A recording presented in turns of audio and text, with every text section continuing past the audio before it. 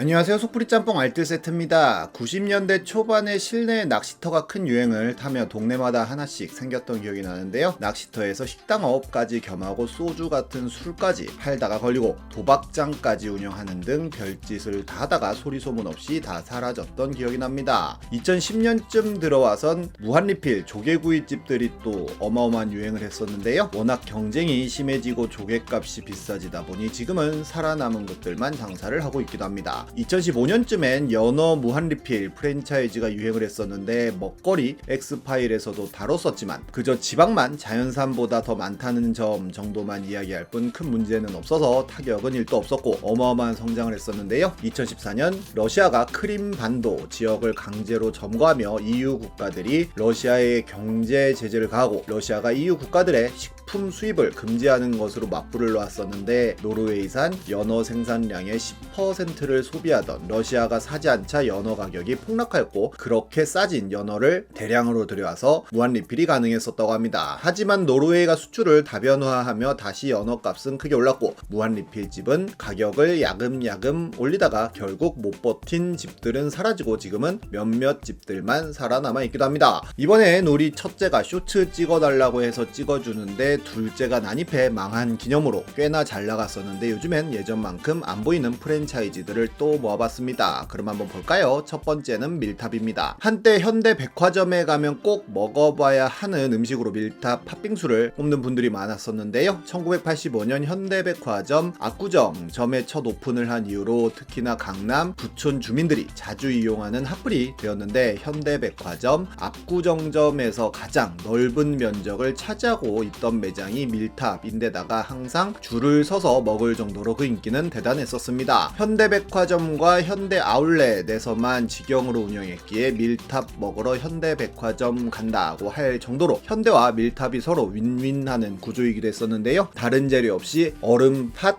연유, 떡 등 심플하지만 핵심 재료만 넣은 맛으로 빙수로만 연매출 120억을 찍어버리는 어마어마한 빙수 강자였습니다. 하지만 설빙 같은 빙수 프랜차이즈는 물론 망고 같은 호텔 빙수들이 큰 인기를 모으며 인기가 뚝 떨어지는데요. 2015년부터는 순손실을 기록하기 시작하면서 계속 적자를 보았고 창업주는 결국 옐로 모바일에게 경영권을 넘기고 옐로 모바일은 2018년 유조이 그린홀딩스라는 곳에 또 넘기는 등 경영권이 계속 바뀌게 됩니다. 그러면서 모든 현대 백화점에서 밀탑이 사라집니다. 브랜드 사정으로 영업이 종료되었다는 안내를 붙이고 이제는 직영이 아닌 가맹 중심으로 운영을 하고 있기도 한데 예전에 줄 서먹던 명성은 다시 찾지 못하고 있습니다. 다음은 에그드랍입니다. 에그드랍은 이름만 봐도 알 수 있듯이 계란이 주재료인 토스트집인데요. 이삭 토스트와는 달리 계란이 많이 들어간 브리오슈 빵을 사용하고 두꺼운 식빵 가운데를 잘라 속을 채워 넣는 방식으로 토스트를 만드는데 몽글몽글한 스크램블 에그에 치즈가 들어가서 많은 사람들에게 사랑을 받습니다. 거기에 햄과 베이컨 등을 추가하여 먹으면 맛이 없을 수가 없는데요. 스리라차 소스에 케찹을 섞은 스리라찹 소스 역시 은은한 매운 향을 주면서 많은 사람들이 시켜 먹기도 했습니다. 게다가 에그드랍만의 시그니처 포장 역시 뭔가 귀여우면서 고급스러운 느낌으로 딱 인스타그램에 올리기 좋은 모양이다 보니 SNS 인증샷이 유명해지면서 런칭 초반에는 여러모로 돌풍을 일으키며 굉장히 많은 매장이 생겨납니다. 특히나 거의 모든 매장들이 공간이 굉장히 작다 보니 줄을 서는 경우가 많았고 그 줄 서는 모습을 보고는 사람들이 더 줄을 서는 선순환을 일으키기도 했었는데요. PPL 마케팅도 굉장히 많이 하여 스리생에선 의사들의 소울푸드처럼 나왔고 망한 드라마 편에서 소개해드렸던 지리산에서는 지리산의 천왕봉에서 에그드랍을 사와서 먹는 PPL이 나와 사람들이 가장 가까운 지점은 72km 떨어져 있다는 계산을 해서 보여주기도 했었습니다. 그런데 2021년 본사 갑질로 영업 종료한다는 가맹점주 하소연이 뉴스에 나오게 됩니다. 건대 매장이 이렇게 매장에다가 영업 종료 알림을 붙였는데 본사의 갑질 횡포로 인한 일방적 계약 해지 통보와 물류 공급 중단으로 영업을 종료한다는 내용이었는데요. 당시 가맹점은 전국 약 250여 50여 개였는데 2021년 2월에 갑자기 로열티를 3%에서 7%로 인상한다는 통보를 본사에서 보냈다고 합니다. 그 이유는 브랜드를 대대적으로 광고하고 홍보하기 위해서라고 하는데요. 계약서상 50대 50으로 광고비를 내기로 되어 있으니 계약서를 무조건 따라야 한다는 논리였다고 합니다. 그러면서 그만큼 제품 가격까지 일방적으로 올려버려 몇몇 가맹점주들이 반발했지만 그런 가맹점주들은 바로 계약 해지를 통보하고 운영을 계속하고 싶으면 무조건 7% 인상한 가맹계약서로 재계약을 하라고 했다고 하네요. 로열티 인상을 반대했던 점포는 250여 개 중 총 170개나 되었지만 강행했다고 합니다. 이 소식이 굉장히 많은 뉴스에 나오자 에그드랍에선 안내의 말씀이라는 배너를 올렸는데 오히려 건대점이 로열티도 내지 않고 무항생제 계란을 사용하지 않아 계약 해지를 했다는 입장문이었는데요. 결국 해당 사건은 공정거래위원회에까지 고발되어 조사에 들어갔는데 2년 후인 2023년 에그드랍은 공정거래위원회의 제재를 받아 과징금 4억 2천만 원을 부과받습니다. SBS에서 에그드랍을 취재했을 때 한 가맹점주는 1년에 설날과 추석 딱 이틀만 정식 휴일로 본사에서 인정해주고 쉬고 싶으면 진단서를 끊어오라고 했다고 하며 브랜드 사용료를 하루 연체했다는 이유로 계약을 해지했다고도 합니다. 결국 그런 식으로 250여 개였던 매장은 현재 170곳으로 줄어버렸는데요. 기본적으로 맛은 있지만 뭔가 한두 번 먹는 맛과 가격으로나 괜찮고 계속 먹는 토스트라면 이삭이 낫다는 게 많은 사람들의 평가이기도 하다 보니 요즘엔 예전처럼 에그드랍에 줄을 서서 먹는 모습도 찾아보기 쉽지 않아졌고 스리생 시즌2에서 맥도날드에게 의사 소울푸드 자리를 빼앗기기도 했지만 우리들의 블루스에선 이병헌이 엄청 맛있게 먹어서 이병헌 먹방짤로 유명해집니다. 그래도 2022년 방콕의 글로벌 1호점을 열어서 많은 사람들이 줄을 서서 먹었다고 하니 해외 진출에 잘 성공하면 좋겠네요. 다음은 스무디킹입니다. 스무디킹은 미국 루이지애나주에서 1973년에 스티브 쿠노라고 하는 소다수 가게 점원이 본인이 앓고 있던 저혈당을 고치기 위해 미네랄 단백질 같은 걸 첨가해 만든 음료수가 그 시초인데요. 혼자 먹기 아까웠던 그는 스무디킹 가게를 오픈하였고 1989년부터 프랜차이즈를 시작합니다. 한국에는 2003년에 들어와서 거의 매일 무료 시음 행사를 하는 등 공격적인 마케팅 끝에 어마어마한 성공을 합니다. 이때가 뭘 하든 웰빙만 붙이면 잘 팔릴 때다 보니 뭔가 커피보다 건강한 음료를 먹는 듯한 느낌에 저도 이때 많이 사 먹었던 기억이 나는데요. 2005년부터 3년 동안은 명동 1호점이 전세계 매출 1위를 기록하는 등 대박이 났는데 워낙 돈을 잘 벌어서 2012년에는 아예 한국 지사가 미국 스무디킹을 인수합니다. 그리고 2015년에는 신세계에서 국내 판매권을 180억에 인수해 운영 중인데 작년엔 스무디킹의 매장 수가 2년 만에 반토막 났다는 뉴스가 나오는데요. 신세계에서 인수를 하면서 이마트24에 샵인샵 개념으로 굉장히 많은 가게를 오픈했지만 건강한 음료보다는 다시 커피를 마시는 쪽으로 소비 트렌드가 바뀌었고 백다방 같은 저가 커피 브랜드 매장이 많이 생겨나면서 굳이 비싼 스무디를 안 사 먹는다는 분석들이 있었습니다. 결국 매출도 많이 떨어져서 지금 신세계 푸드에선 굉장히 아픈 손가락이라고 하네요. 다음은 스킨푸드입니다. 스킨푸드는 2004년에 런칭한 화장품 브랜드로 이렇게 로고에 쓰여있는 1957은 모기업인 아이피어리스 연구소의 설립연도라고 하는데요. 이렇게 나름 오랜 기간 화장품을 연구해온 노하우를 바탕으로 맛있는 푸드로 만든 맛있는 화장품이라는 컨셉의 화장품들을 출시합니다. 실제로 거의 모든 제품들엔 당근, 복분자, 청포도, 블랙슈가 등 실제 음식 성분이 들어갔고 먹지 마세요, 피부에 양보하세요 라는 광고 문구는 거의 여러분 부자 되세요 급의 빅히트를 기록하게 됩니다. 당시에 정말 뻥안치고 동네마다 스킨푸드 매장이 하나씩은 다 있을 정도로 큰 인기였는데 스킨푸드는 절대로 할인하지 않는 브랜드로 콧대 높은 화장품이기도 했습니다. 저도 이 블랙슈가 스크럽으로 열심히 얼굴 씻었던 기억이 나는데요. 하지만 너무나도 많은 로드샵 화장품 브랜드들이 생겨나고 또한 이런 로드샵 브랜드들이 전체적으로 인기가 떨어지며 큰 매출 하락을 겪게 됩니다. 2015년엔 첫 적자를 기록 부족하더니 그때서야 노세일 전략을 없애기도 했는데 그럼에도 불구하고 장사는 되지 않아 2018년에는 아예 기업 회생 절차까지 신청합니다. 본사에서 제품을 공급받지 못해 이렇게 텅 빈 매대로 장사를 할 정도였고 당시 적자는